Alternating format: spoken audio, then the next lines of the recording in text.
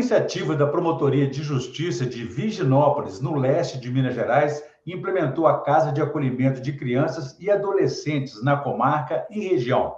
Qual é o alcance da medida, seus efeitos e resultados? Este é o principal tema de hoje do Conexão ANMP, um programa da Associação Mineira do Ministério Público destinado a divulgar as ideias e ações de seus associados.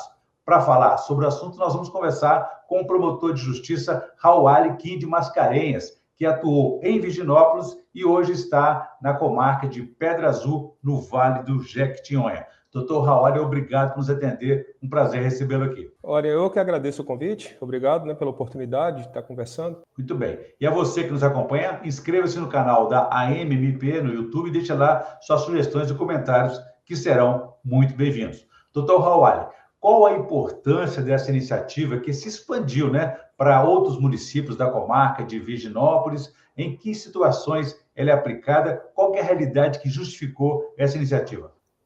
Antes de falar sobre a importância da iniciativa em si, eu gostaria de explicar o contexto. Virginópolis é uma comarca que abrange 5 municípios no leste de Minas, na região do Vale do Rio Doce, que além de Virginópolis, que é a cidade sede, há também as cidades de Divinolândia de Minas, Gonzaga, Sarduá e Santa Efigênia de Minas.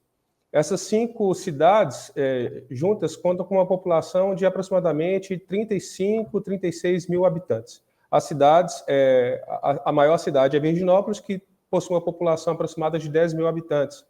Então, veja que são cidades pequenas, com um orçamento limitado, mas com uma realidade muito típica da região do leste, para quem não conhece, Governador Valadares e essas cidades do entorno, Guanhães, possuem uma cultura de emigração para os Estados Unidos da América. Então, assim que eu cheguei em Virginópolis, eu me deparei com uma situação em que a promotoria contava com 5 processos administrativos, além de 5 processos judiciais, tentando obrigar os municípios, cada um deles, a ter uma política de acolhimento de criança e adolescente. Essa política é importante porque quando a criança ou adolescente se encontra numa situação de risco, de extrema vulnerabilidade, e não há família extensa para poder acolher essa criança, e ainda não há um processo instaurado de adoção, o Estado precisa garantir que essa criança fique protegida, que tenha um teto, tenha cuidados básicos de alimentação, moradia, vestuário. E se não há essa política, acaba que essa criança fica exposta, O Estado, então, buscaria alguma casa de acolhimento em outra comarca, separaria aquela criança do seu ambiente social, teria que mudar de escola, ficaria sem aqueles amigos, aumentando ainda mais aquela vulnerabilidade. Então, a comarca possuía essa realidade com esses procedimentos e mesmo com a judicialização, veja, em 2 processos judiciais, 2 municípios já haviam sido condenados a criar essa política de acolhimento infantil. Só que eles alegavam não ter orçamento para isso. E veja o que eu falei no início. São cidades pequenas, são municípios pequenos, com orçamentos limitados. E, de fato, no início, eu chamei esses prefeitos para conversar, junto com secretários de administração e secretários ligados à assistência social, que cuidam da pasta de proteção à criança e adolescente, e eles argumentaram isso, que não havia orçamento. E, de fato, o Ministério Público não pode fechar os olhos para isso. Se não há orçamento, a gente tem que tentar, então, achar o que seria viável.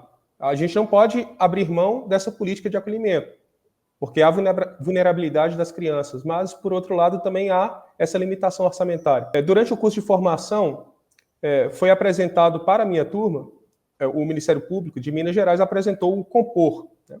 É uma espécie de coordenadoria, uma divisão dentro do Ministério Público que auxilia as promotorias a fazerem um diálogo para tentar chegar a uma composição. Há um conflito, esse conflito pode ser solucionado de forma extrajudicial, pela via extrajudicial, e o Compor intermedia, a partir de um procedimento, ele intermedia esse diálogo entre os atores, de um lado, o promotor de justiça, que está lidando com alguma situação, e do outro lado,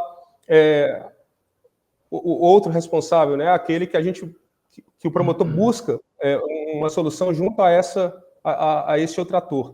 O Compor aceitou, então, aliás, eu busquei o intermédio do Compor, porque eu tive uma ideia ao conversar com os prefeitos. Veja, se o principal argumento de cada município para não conseguir implementar uma instituição de acolhimento em seu território era a limitação orçamentária, e se todos os 5 municípios necessitavam desse instituto, né, dessa instituição, dessa casa de acolhimento, por que não fazer um consórcio entre esses 5 municípios para, a partir dessa divisão, criar uma casa de acolhimento para atender os 5 municípios dentro da comarca de Virginópolis?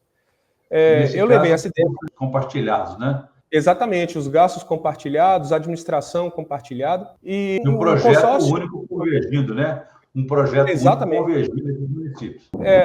O Instituto do Consórcio entre entes federados já é regulamentado pela nossa legislação há mais de uma década.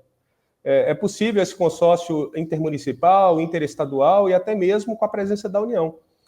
Desde que haja a vontade política de cada um desses entes políticos que irão se consorciar e seguindo um trâmite entre o Executivo e o Legislativo. Então, há a assinatura do protocolo de intenções, esse protocolo é confirmado por lei. E eu levei essa proposta para os prefeitos e para o Compor. O Compor, então, nos auxiliou, instaurou um procedimento de autocomposição. Nós fizemos reuniões em Belo Horizonte, juntamente também com o CREDICA, né, que é a Coordenadoria Regional de Proteção à Criança e Adolescente, com sede em Governador Valadares, pelo promotor de justiça Marco Aurélio, que nos auxiliou muito na parte técnica para conseguir atingir esse objetivo. E após esse diálogo, os prefeitos concordaram, assinaram um protocolo de intenções. Esse protocolo depois foi ratificado por lei, uma lei de cada município, e hoje já está em desenvolvimento com a criação da sede, né? Então, antes de sair de Virginópolis, as leis já tinham sido assinadas, e a última notícia que eu tive, assim, que foi no início do mês de dezembro, deste mês, né, já estavam em vias de definir a sede. Iam alugar uma casa para ser, então, a casa de acolhimento para abranger os municípios da comarca de Virginópolis. Ou seja, antes de uma atuação social, né, de atuação perante esse problema social das crianças e adolescentes, o senhor teve uma atuação de gestão, né, de articular o funcionamento de uma medida que tem uma função social, mas precisava de ter esse amparo, esse sustentáculo administrativo. Exato. Às vezes, muitas vezes, na leitura fria do papel, a gente se depara com um problema que parece ser de difícil solução. Eu me deparei, então, com 5 procedimentos que já se arrastavam por muito tempo, com processos judiciais que já se arrastavam também por mais de 2, 3 anos, 2 deles com êxito, como eu falei, mas com essa limitação orçamentária. E veja, neste momento é preciso também ter um pouco de empatia, de se colocar no lugar do outro lado. A argumentação dos gestores era uma argumentação legítima. De fato, o orçamento, para cada município suportar, um município, claro, há municípios com orçamentos altos, né, independentemente da população. Municípios com atração turística, ou com indústria, ou com comércio muito forte, eles, às vezes, possuem um orçamento para poder lidar com esse tipo de situação sozinhos. Mas não era a realidade desses 5 municípios da comarca de Virginópolis. Eram municípios pequenos com orçamento limitado. O orçamento já há um alto custo ligado à pasta da saúde e à pasta da educação. Se a gente age com uma ingerência para obrigá-los a criar essa casa de acolhimento, cada um deles criar essa casa de acolhimento, além de poder comprometer esse orçamento, eu teria uma ingerência desarrazoada, né, sobre a estrutura desse município, até mesmo porque, se fossem criadas 5 casas de acolhimento, muito provavelmente não haveria essa necessidade, seria desarrazoado, porque uma para os 5 municípios já seria suficiente, até mesmo pelo número de crianças e adolescentes que uma casa pode acolher. Ela pode acolher até 20 crianças e adolescentes. Então, levando em consideração a população e a realidade local, nós entendemos naquele momento que uma casa de acolhimento seria suficiente, uma casa de acolhimento com essa estrutura para atender até 20 crianças e adolescentes para os 5 municípios. Isso é um problema social, né? Todos são responsáveis na sociedade organizada, órgãos públicos, executivo, Ministério Público, Judiciário, enfim. Então, todos convergindo aí para uma solução única, que tem como destinatário as crianças e adolescentes. Isso cumpre também os ditames aí do Estatuto da Criança e Adolescente? Sim, o Estatuto da Criança e do Adolescente, ela prevê vários mecanismos de proteção para a situação de vulnerabilidade ou situação de risco, né, que é um termo técnico, que acomete uma criança e um adolescente em determinado momento. Então, há toda uma rede de apoio para poder para poder retirar essa criança e adolescente de uma situação de risco. E o próprio Estatuto ele prevê mecanismos, institutos de proteção em graus, a depender da situação de risco que envolve aquela criança. Nós estamos falando aqui do maior risco, da maior situação de risco que uma criança ou adolescente pode passar, que é exatamente ela ficar desamparada com o rompimento de seus laços familiares. Isso pode acontecer por vários motivos, por orfandade, né, pela morte dos pais, por abandono, ou até mesmo por agressões, uma situação de violência em que aquela criança se encontra, quando então a rede, e eu estou falando de toda a rede, do Conselho Tutelar, do Ministério Público, do Judiciário, das polícias, entendem que aquela criança não pode mais permanecer naquele ambiente familiar, pelo risco que é gerado. O Estatuto, então, ele prevê níveis de proteção. Qual é o primeiro passo que o Conselho Tutelar tomaria, por exemplo? É buscar uma família extensa. O que seria família extensa? Seria pessoas com grau de parentesco com aquela criança adolescente que tenham com ela vínculos de afeto. Então, poderia ser uma tia, um tio, uma avó, um avô. Agora, e se não há essa família extensa?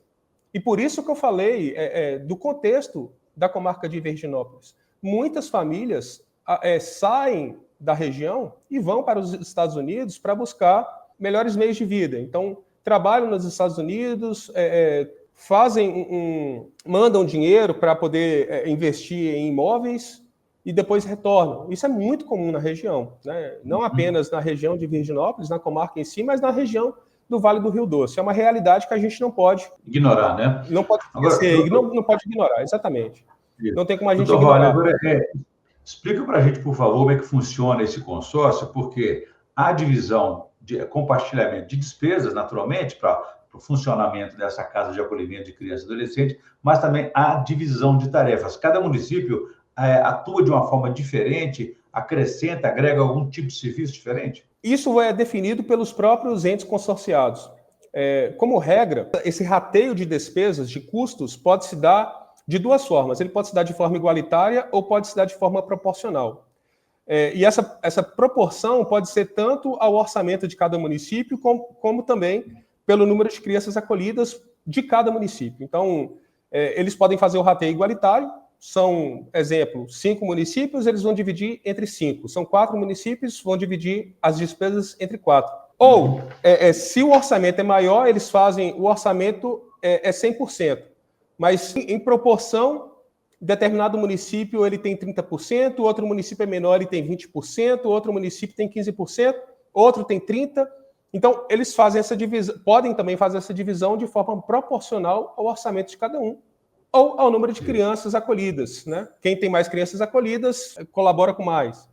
E a administração também pode ser dividida da forma que eles entenderem e colocarem no estatuto do consórcio, porque eles criam as regras do consórcio, né? A forma de eleição dos dirigentes, como serão cedidos os servidores que irão trabalhar, se serão servidores próprios ou se serão cessão de servidores. O município pode fazer isso, ele pode pegar servidores que já atuam na área da criança e do adolescente, por exemplo, daquele município, e cederem esses servidores para atuarem no consórcio, né? Porque a casa de acolhimento ela precisa de profissionais previamente dispostos na lei. Então, existe já quais são a qualificação dos profissionais que precisam atuar na casa de acolhimento, assistentes sociais, psicólogos, etc.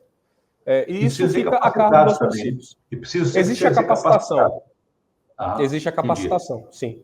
Doutor Raul, agora é o seguinte, são esses municípios, mas parece que Virginópolis já tinha um serviço de família acolhedora, ele integra também esse consórcio ou ele tem um papel diferente? Veja, Virginópolis, há alguns anos, havia criado, dentro do programa de acolhimento, o programa de família acolhedora.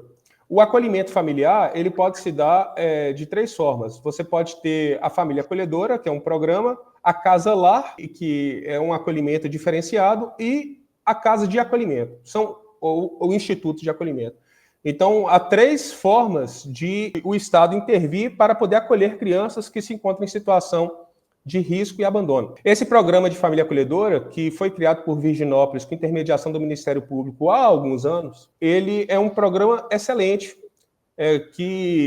o programa em si ele já é excelente, porque ele mantém a criança dentro de um ambiente familiar. Ele tem menos custo em questão de verba orçamentária para o município, porque a família eles não vão precisar alugar casa, os profissionais que irão capacitar essa família fazem essa capacitação periódica, mas não há profissionais dentro do município para trabalharem 24 horas por dia com as crianças que estão sendo acolhidas. Então, em questão de custo, em valor, ele é menor.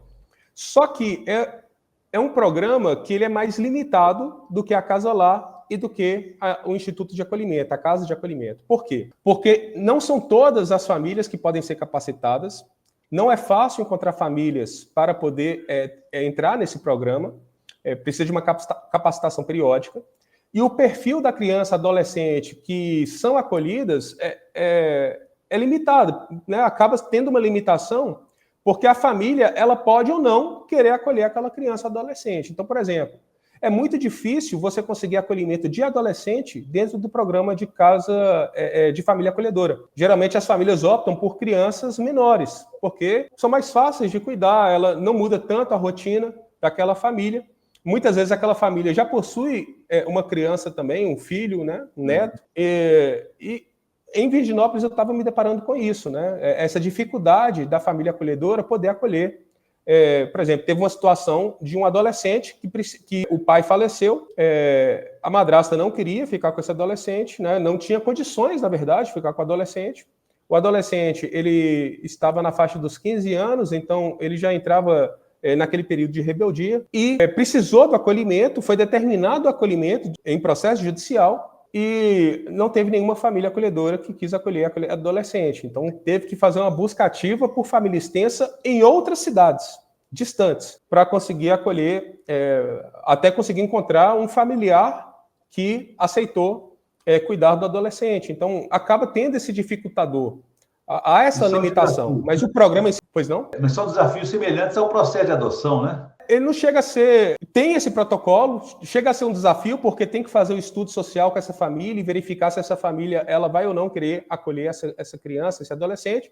É realmente muito mais difícil do que a casa de acolhimento, e esse dispêndio de tempo acaba sendo prejudicial para aquela criança ou para aquele adolescente que precisa ser acolhido. Se você não consegue acolher ele imediatamente, acaba tendo essa morosidade, que foi o que aconteceu, e até mesmo essa questão psicológica, né? Porque fica parecendo há uma espécie de sensação de rejeição por parte dessa criança e adolescente que a gente não pode fechar os olhos também. É um programa espetacular, mas é um programa complementar. É complementar exatamente pela dificuldade que tem dos perfis de crianças e adolescentes. O mais importante aí, como se diz, é afastar o risco social de vulneráveis, né? Porque o futuro delas pode ficar comprometido. Como é que é feita a abordagem, doutor Raul, em quais situações aí, por exemplo, do risco social, às vezes de conflito social com a lei? Como é que é feita essa abordagem da casa de acolhimento em crianças e adolescentes que estão em municípios diversos ali? Se a criança ou adolescente estão sendo vítimas de violência, por exemplo, uma violência na casa, né, no ambiente familiar, que foi o que motivou a retirada dessa criança ou desse adolescente do seu ambiente familiar e o acolhimento. Há todo um acompanhamento psicológico que é feito pela equipe multidisciplinar para poder trabalhar com essa criança ou com esse adolescente para tentar diminuir os efeitos, as consequências dessa violência que ela vivenciou. E isso, neste ponto, o trabalho da equipe multidisciplinar é indispensável. Desde da primeira equipe, o Conselho Tutelar, que visualiza aquela situação de risco e aciona a rede, até mesmo o município fazendo acompanhamento psicológico com psicólogos do município e também com a psicóloga da casa de acolhimento, né, da instituição de acolhimento. E verificando que aquele risco perdura, esse acompanhamento persiste também. E aí, neste ponto, a própria lei, ela determina que cada criança e adolescente tenha uma espécie de ficha de acompanhamento, né? Que é para verificar quando que ela foi acolhida, qual foi o risco que ela cometeu, para poder ser feito esse, entre aspas, diagnóstico social. O que precisa, né? Quais são os esforços que o Estado, que a rede, precisa desempenhar para poder mitigar, diminuir essas consequências deletérias da violência e da situação de risco por que passou essa criança. E é um projeto de grande alcance social, né, doutor Raul? Porque além das próprias crianças e adolescentes, também a população envolvida é beneficiada. De que forma? A população em si, ela tem o seu papel também na proteção da criança e do adolescente. Esse papel, ele passa a ser desempenhado a partir do momento em que há conscientização popular. É extremamente importante, então, essa conscientização, não apenas pela prefeitura, né, pelo município em si, pela rede, mas também por todos os atores sociais que, de algum ponto, têm contato, têm um papel a desempenhar na proteção da criança e do adolescente. Né? Eu falo a rede porque a rede ela tem essa incumbência, essa atribuição determinada diretamente da Constituição Federal e do Estatuto da Criança e do Adolescente. Mas a própria Constituição, ela fala que é dever de toda a sociedade desempenhar esse papel na proteção da criança e do adolescente, visualizando, inclusive, que a criança e o adolescente, elas são pessoas em desenvolvimento ainda, em desenvolvimento intelectual, em desenvolvimento social, em desenvolvimento biológico. Então, todos os traumas que podem acometer essa criança e esse adolescente, até mesmo pelo estágio de vida, de tenridade em que elas se encontram, acaba tendo consequências desastrosas para o futuro. Né? Um trauma numa criança pode dificultá-la a se desenvolver de forma sadia para a convivência na sociedade como um todo. Então, a partir do momento em que a própria sociedade ela tem consciência dessa importância, né, da importância de se proteger a criança e do adolescente durante esse estágio de vida, né, de desenvolvimento, ela percebe que esse desenvolvimento ela se volta para a própria sociedade no futuro.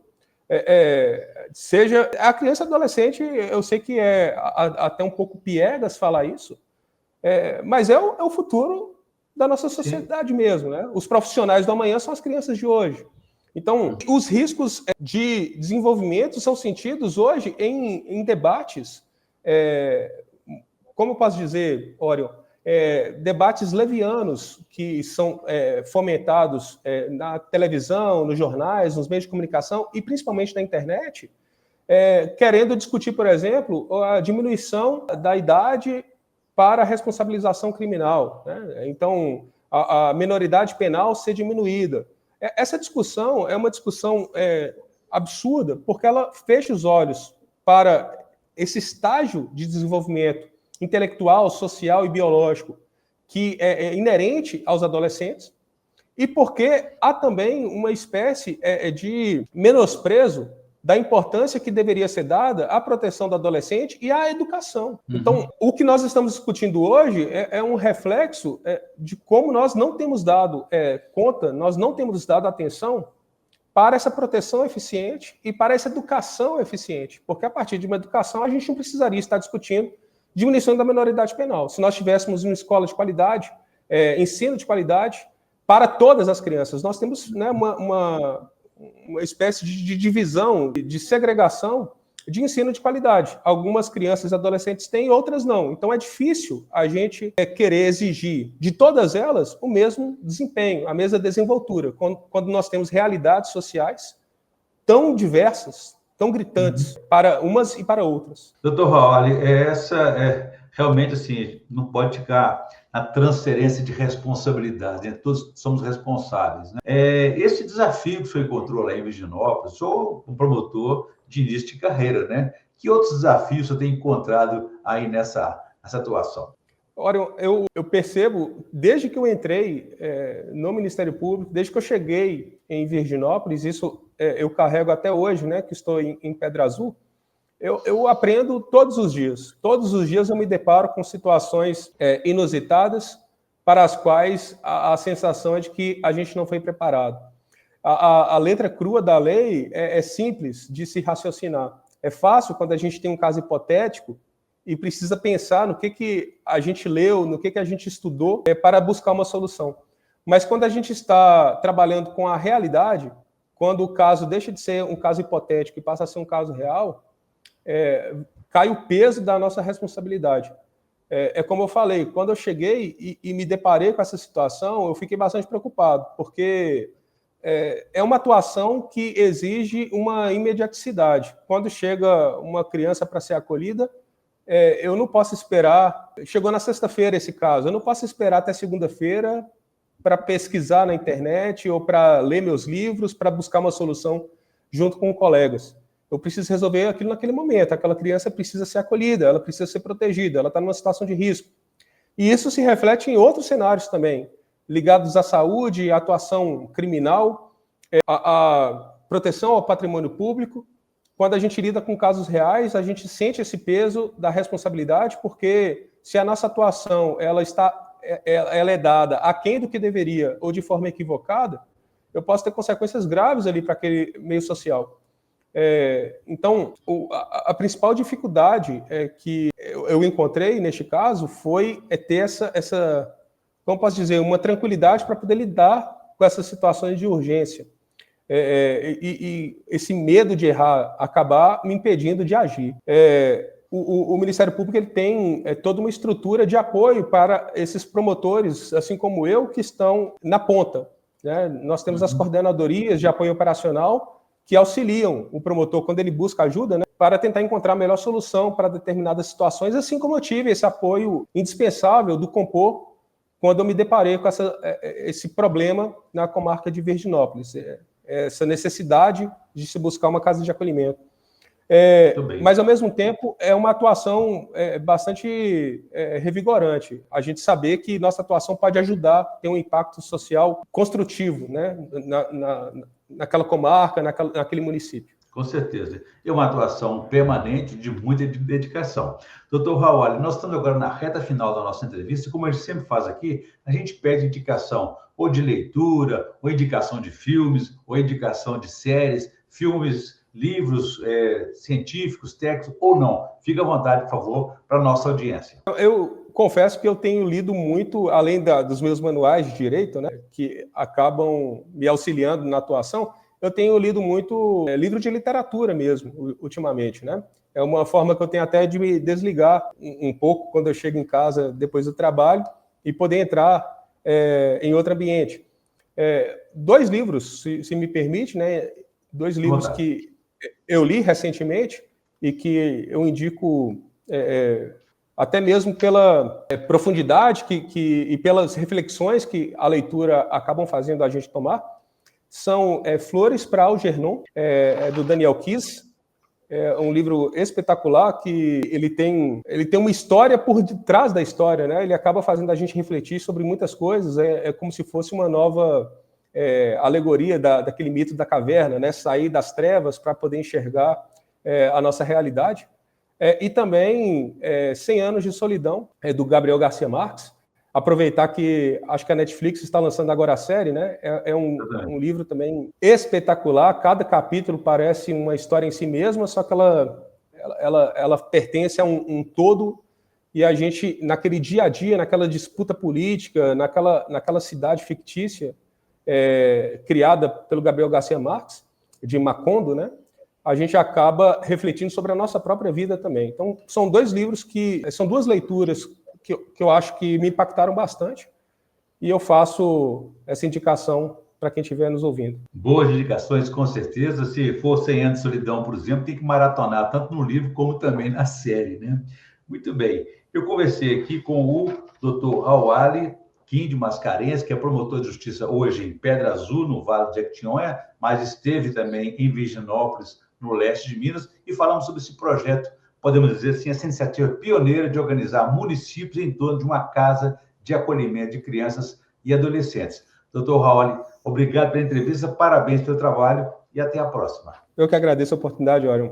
Boa tarde. Muito bem, e você que nos acompanha até aqui pode ver e rever essa entrevista no canal da MMP no YouTube e deixar suas sugestões e comentários que serão muito bem-vindos. Até a próxima.